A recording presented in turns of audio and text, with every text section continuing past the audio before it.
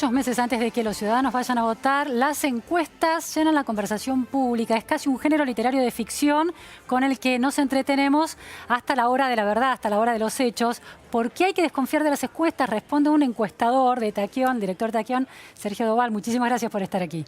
Gracias. ¿Cómo estás?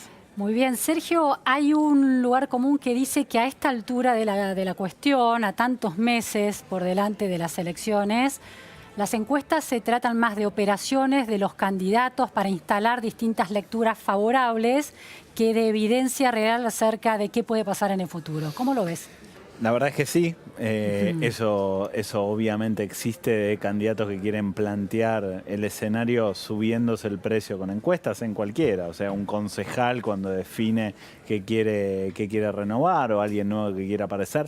La encuesta realmente sirve para saber, en definitiva, cómo está la opinión de la población. O sea, eso no podemos sacarle el valor que tiene para medir por lo menos la temperatura de la opinión pública. Porque en definitiva el gobierno podría decirnos: están todos felices los argentinos, y como uno no puede hablar con todos los argentinos, sí, lo que tiene son determinados elementos para confiar en cómo está realmente la situación. Ahora, las encuestas que se divulgan, que benefician a algunos candidatos y a otros no, alternativamente, ¿no? Quiere decir que el candidato en cuestión, el que aparece bien en una encuesta dada, la divulga, la hace divulgar como quien no quiere la cosa porque lo beneficia, y si no lo beneficiara no la divulgaría. ¿El candidato se guarda las encuestas que no lo benefician? No, yo creo que ahí depende de cada uno, de cada persona que tenga, o cada político o figura que tenga determinada estrategia para, ¿no?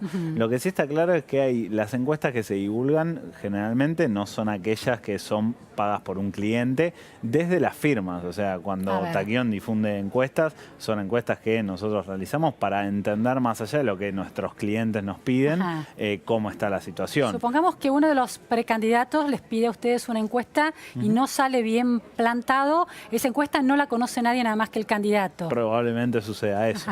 La verdad es que en particular después hay muchas encuestas también dando vuelta, y creo que el tema, que es donde yo profundicé justamente en una nota de opinión en La Nación hace unos días, es la metodología de las encuestas utilizadas, ¿no? Y la situación que vos marcabas.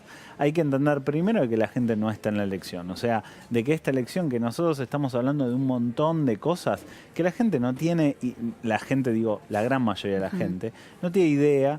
Hoy pensá que los ciudadanos reciben más o menos en promedio 185 impactos por día de comunicación. ¿Qué quiere decir? 185 impactos. Ve noticias en su celular, ve fotos de Instagram, feed, ve la publicidad de algo en la calle. O sea, es mucha información para consumir, y si vos no estás interesado en el tema, que no tenés como una pasión por ese tema, lo que termina pasándote es que la información va pasando y no construís sentido. Probablemente es una de las cosas que explique mucho lo que pasó con Lavagna, ¿no? Lavagna salió como un candidato que parecía que iba a consolidar todo, y terminó pasando que no consolidó más que los 10 puntos 10, 12 puntos, 13 que puede tener alguna encuesta. ¿Por qué decir? ¿Y por qué? Y acá viene la explicación. O sea, Lavagna, para el 50% de la población que va a votar en la próxima elección, Lavagna no significa nada, porque no vivió la crisis del 2001 de cerca. Por la edad. Exactamente, o sea, hay cortes que son complicados de entender. Entonces, ¿dónde si Lavagna perforó? En un sector de sobreinformado de la sociedad, de mayor edad, que lo asociaba previamente. Y creo que también este es el juego, ¿no? Y lo que hablamos nosotros, lo que yo planteaba en este editorial, es también entender las diferentes metodologías de investigación. Hay una idea que el teléfono fijo ya es, si te suena el teléfono fijo, es tu madre, Rodríguez Larreta, que te invita a alguna reunión vecinal, o un encuestador quien en el momento, una máquina, una computadora que en el momento en que empieza le cortaste. ¿Qué confiabilidad, grado de error tienen las encuestas telefónicas? ¿Qué sentido tiene hacer hoy una encuesta telefónica con teléfono fijo? Bueno, lo que pasa es que ahí tenés variables. Mira, te voy a decir una cosa. En el caso de Córdoba, la elección cercana, la encuesta que más se acercó de todas las que estaba viendo yo, fue una encuesta telefónica, pero telefónica con operadora, con una persona que te llama, te habla, y vos tenés una relación con esa persona. O sea, obviamente empiezan a aparecer dificultades para primero perforar en conocimiento en algunos sectores, básicamente porque los niveles bajos muchas veces no tienen línea, los niveles altos de socioeconómico no atienden el teléfono, Claro. pero por ahora está funcionando. Hoy lo que mejor funciona, creo yo, es hacer un mix de distintos relevamientos, porque vos, por ejemplo, tenés las encuestas como las web, ¿no? Que hay distintas modalidades, de panel, que te premian por participar, Ajá. o con un incentivo a través de internet. Lo que encontrás ahí también es que puede existir un elemento que es la politización de la encuesta y que la gente, aquel sector fuera de la grieta, que no está radicalizado, porque vos viste, ¿no? La gente que defiende fuertemente a Cambiemos o al gobierno y fuertemente a Cristina están todo el tiempo buscando presentar sus argumentos, ¿no?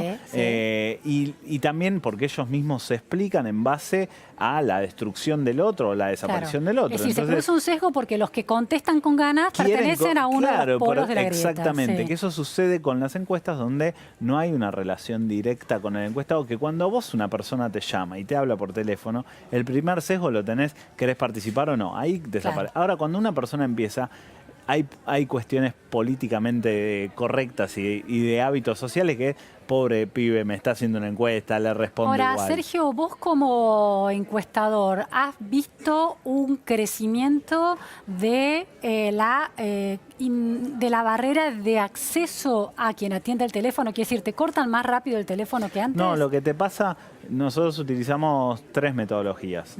Utilizamos IBR, utilizamos web y utilizamos ¿IBR CATI. es? IBR es que llamás y viste, te atiende, te suena la grabación, hola, Sí, ¿cómo te te va está? dando Pero no hablas, opciones, claro. sí. Entonces utilizamos web, IBR, que es esta grabada, Sí. y CATI, que CATI es con es- la encuestadora. Bien. Entonces, en esos aspectos encontrás mucha menos predisposición quizás que antes, pero la verdad es que sigue existiendo un nivel de rechazo parecido, básicamente porque también existe la voluntad de opinar, pero lo que hay que también entender es que tengamos en cuenta un valor. En las últimas elecciones lo vengo midiendo y vengo viendo. La gente, hay un 13% de la gente que decide su voto en el cuarto oscuro. 13%. 13%. Y el otro 13% lo Sí. define una semana antes. Ajá. De hecho, si vos preguntás ahora la gente, porque ¿qué pasa? Yo te digo, ¿a quién vas a votar? Esto es como la pregunta, ¿viste? ¿A quién querés más? ¿A tu mamá o a tu papá? No quiero a ninguno más, no Claro. sé. Pero obligado, claro. Obligado a responder. Entonces, cuando vos le preguntás antes de la escena de voto que le presentás a los Sí. candidatos, le decís, ¿cuán decidido tenés tu voto? Y hay un 66% que te dice que no tiene decidido su Claro. voto. Entonces vos estás... Y pasa así hasta Y sigue- una semana claro, antes. o sea, y es como, uno no toma dimensión de eso, pero es como que vos vengas y me digas, mira, quiero ir a un kiosco, mira, está acá 2 cuadras, doblás a la derecha, ¿estás seguro? Y en un 66% no. La verdad que es difícil. Entonces, dimensionamos eso y claramente en la escena, hace la semana pasada, un referente de la provincia me contacta y me escribe y me dice, ¿cómo va la provincia? Le digo, ¿qué? No, las intenciones de voto a gobernador. Le digo, mirá, yo te digo cómo va si vos me decís quiénes son los candidatos. Claro. Básicamente porque si no sabe la propia política y el círculo rojo quiénes son los candidatos, Claro. imaginemos la gente, que no está toda la gente. De hecho, hace unos meses, ahora debe haber cambiado un poco ese número, pero hicimos una investigación donde incluimos la pregunta de si conocía Alternativa Federal, el espacio Sí, que sí. integra Massa, Sí. Pichetto, Urtubey, Sí. nombramos todo.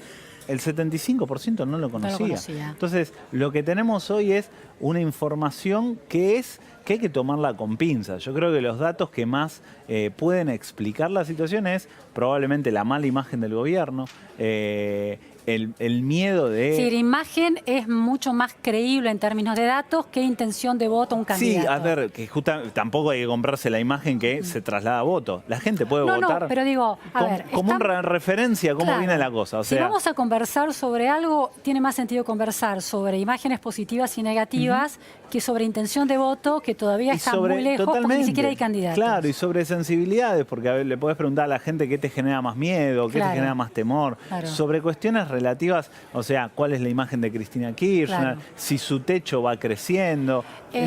Creo que esos son los lugares donde podemos tener algo mucho más racional, ¿no? Sergio, estuvo esta encuesta de poliarquía que le daba una ventaja considerable a Cristina Fernández de Kirchner si era candidata a presidente comparada con Macri. Y la gran sorpresa fue que el sábado pasado la expresidenta decidió ser vice. Muchos analistas decían, ¿cómo es que si tenía tanta ventaja se baja de esa posibilidad de ganar las elecciones? Esto quiere decir, digamos, la respuesta puede venir por el lado de tu análisis, de que en realidad intención de voto no tiene mucho sentido plantearla ahora, pero sí todas esas cuestiones cualitativas que quizás la llevaron a tomar la decisión a la expresidenta. Sí, yo creo que la expresidenta tiene más allá, creo que la elección es un paso más en su vida y es mucho más complejo su vida porque está en la situación procesal, o sea, creo que de la cual yo no puedo hablar, no sé, pero digo, la complejidad es mucho más grande. Ahora bien, en ese sentido, creo que la decisión hasta tiene un dato político, o sea, posibilita las negociaciones. No, bueno, pero si alguien confía en las encuestas, si las encuestas le dan ganadora, difícil que se baje. Sí. El término, quizás es porque tiene sentido relativizar las encuestas hoy, o sea, ¿no? pero porque también vos tenés que pensar que hay 3 instancias de elección que son todas distintas. O sea, estamos hablando de la PASO, la general y el balotaje. No son 3 instancias de elección que se parezcan en sí mismos. Claro, entonces, tomar como un elemento, como yo gano la primera vuelta y gané, no, básicamente porque hoy existe algo que es, primero, la indefinición respecto a espacios políticos que existe en la sociedad. Con lo cual una persona puede votar en un espacio político en un momento y a la elección siguiente de definición puede hacer que hay una especie de libertad de mercado enorme. Pero porque la gente ya no responde. O sea, vos quizás hace 10 o 15 años podías llegar a escuchar la frase, mira, yo no sé quién se presenta, pero voto a los radicales, porque en casa se vota a los radicales.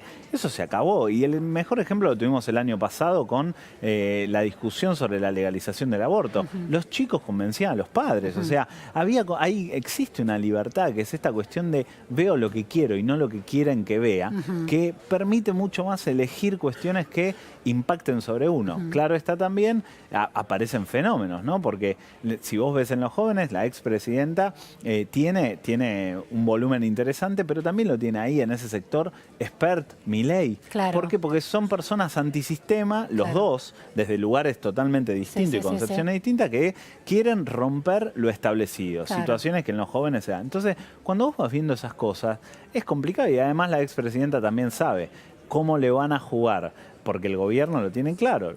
Son 45 días de campaña, no son 6 meses. Y en esos 45 días hay muchos argumentos para plantear en contra del expresidente. ¿Por qué seguir con estas técnicas, estas metodologías que vos señalás en la era del Big Data, ¿no? Las empresas pueden manejar mercados de consumo siguiendo la huella que los consumidores dejan en Facebook, en Twitter, en distintas plataformas y redes sociales. ¿Por qué la política no empieza a aprovechar esas millones de datos y obtener información más refinada? Un encuestador, ¿cómo lo ve? Mirá, en principio nosotros trabajamos con modelos predictivos y de Big Data. Hay 2 puntos. El primer punto que te voy a decir va en contra de mi trabajo, pero porque creo que ahí está el futuro. La última elección de Estados Unidos... Te voy a pedir, Sergio, que sigamos en unos minutos. Lo tenemos a Federico Pinedo en el Senado de la Nación. Retomamos la entrevista en unos minutos. Vamos allí al Senado. Argentina que están sin jueces desde hace 10 años, 15 años. Hay que oír a los candidatos a jueces cuando vienen. Dice, bueno, el juzgado que tengo que cubrir hace 15 años que no tiene juez. Y los que se quedan sin juez son los argentinos, no los políticos. Así que es muy importante dar acuerdos y designar jueces. No solamente jueces, también hay que designar a defensores de víctimas y otros funcionarios que requieren acuerdo. Así que bueno, espero que esto se normalice y que trabajemos para darle justicia a los argentinos, que es lo que necesitan. Se está tratando el traspaso de mando. ¿Cuál es su opinión al respecto del proyecto? Y que es una norma que regula, que dice que cuando un gobierno se va tiene que ofrecerle información al gobierno que viene, que los ministros tienen que tomar contacto antes para que el nuevo sepa cuál es la situación, que hay que hacer un informe de situación de cada uno de los ministerios, una serie de pautas que no se respetaron en la última transmisión de mando y que hay consenso de todos los bloques de que eso para adelante no vuelva a suceder. Senador, ¿cuál es la visión de Cambiemos o la visión suya en particular en medio de este contexto político de alianzas y del lanzamiento de la fórmula Fernández-Fernández, por ejemplo? Bueno, es una fórmula de uno de los partidos, que no es el mío, así que no tengo nada que decir. Nosotros tenemos que... ¿Cuál es su opinión sobre Alberto Fernández? Tengo una relación razonablemente buena con él, de diálogo. No comparto muchas de las cosas que dice, y algunas veces menos la forma en que las dice, pero de todas maneras tengo una relación buena, diría. ¿Qué pasa con la convención del radicalismo del lunes, que hoy aquí en el Congreso está bastante movido en cuanto a que parecería que una vez más no quieren a Mauricio Macri encabezando la fórmula de Cambiemos? No, el candidato a presidente lo va a elegir el pueblo en las elecciones primarias, así que eso no depende de cada uno de nosotros. ¿Cómo la va a tener Cambiemos? ¿Va a ir con Macri? ¿Va a ir con otra persona? ¿Cómo? Yo voy a apoyar la candidatura del presidente Macri, a lo mejor hay otro que elige a otro candidato. Plan B, ¿no? De Vidal, digo. El candidato de Vidal es Mauricio Macri. Y el mío también. ¿Y cree que los radicales van a quedar en esa alianza? Sí, creo que sí, van a quedar en la alianza. ¿Pero qué piensa de las declaraciones de Cornejo, que dijo que a lo mejor Macri no sea el candidato? Nada, Macri va a ser el candidato. Bueno, me tengo que ir a hablar al recinto. Bueno, Luciana, hasta acá entonces la palabra de Federico Pinedo, ¿no? Que salió algunos minutitos nada más. Ahora tienen que votar esta cuestión de economía del conocimiento que se estaba debatiendo en el recinto hasta recién, y luego vendrá el debate por la ley o por el proyecto de ley de traspaso de mando. Muchas gracias, Carla Ricciotti. A pocos días de la Convención Nacional del Radicalismo lunes, con Cornejo, que lleva la propuesta de un Cambiemos ampliado y la posibilidad de unas PASO en la que eventualmente podrían intervenir el presidente Vidal y también Lustó. Bueno, acá Pinedo acaba de ratificar otra vez que el candidato es Mauricio Macri. Volvemos a nuestro entrevistado, Sergio Doval, quien le crea las encuestas por un encuestador. Es una interesante respuesta. Hablamos de Big Data. ¿Por qué la necesidad de encuestas a través de teléfonos que ya poca gente usa y no el aprovechamiento de la huella que los ciudadanos van dejando en redes sociales y en Internet? Mira, en principio te iba a comentar justamente sobre la experiencia de Estados Unidos, que la única persona que anticipó que ganaba Donald Trump fue una persona que no hizo ninguna encuesta. A ver, ¿cómo es eso? En realidad hay un lindo libro escrito al respecto, pero es una ¿Qué libro persona, es? no me acuerdo exactamente, bien. después te lo digo, pero Dale. la verdad es que la persona que viene analizando desde hace 30 años y no se equivocó en ninguna elección, son determinados indicadores de la sociedad respecto a consumo, respecto a salud, indicadores que para él ha anticipado los cambios de gobierno, y lo que ve es comportamientos sociales en base a preferencias. Lo que pasa es que eso se puede hacer en un país como Estados Unidos, donde hay dos sistemas muy claros de participación política, o sea, republicano o demócrata. Pero preferencias más estables de alguna manera. Es mucho más estable la oferta que tenés política para tomar esta decisión. Pero la persona hace 30 años que viene acertando cada una de esas elecciones. En principio, creo que ajustado a lo que vos decís, uno todavía la política no logra entender, y probablemente eso sea un problema de el nexo que existe entre las personas y el resultado final y las huellas digitales que dejan. De hecho, los bancos muchas veces, o sea, vos decís algo muy sencillo, te voy a decir, Antón nos llegó a mí me llegan SMS ofreciéndome Chiqui, Paruolo o alguna marca, y no tengo idea de qué son. Entonces, si hay alguien que sabe cómo consumo, es el banco. Debería pegarme exactamente. Y se equivocan. Y se equivocan. Sí. Entonces digo, falta todavía mucha integración en el desarrollo de modelos predictivos, y creo que lo que más falta son, porque a veces nos compramos que las máquinas resuelven todo. No, tiene que haber alguien que interprete comportamiento humano. Y creo que en ese punto todavía la política, que está preconfigurándose todo el tiempo, no ha entendido esto. Sin embargo, creo que estamos empezando a tener pasos hacia ese lugar, de a poco, con integración de modelos predictivos y también de información acumulada. por ahora vemos a encuestadores que se equivocan de manera rotunda. Algunos, sí, algunos. La mayoría Sí, la en verdad relación a los ganadores efectivos luego. Hasta ahora se está viendo un proceso donde algunas circunstancias funcionan, en algunos casos los indicadores siguen sirviendo, pero el voto sigue estando en una situación tan extorsiva como es la grieta también de este país, muy difícil de predecir por momentos, porque la gente opina bajo un sistema coercitivo, ¿no? Muchísimas gracias. Muchas gracias. Vamos ahora a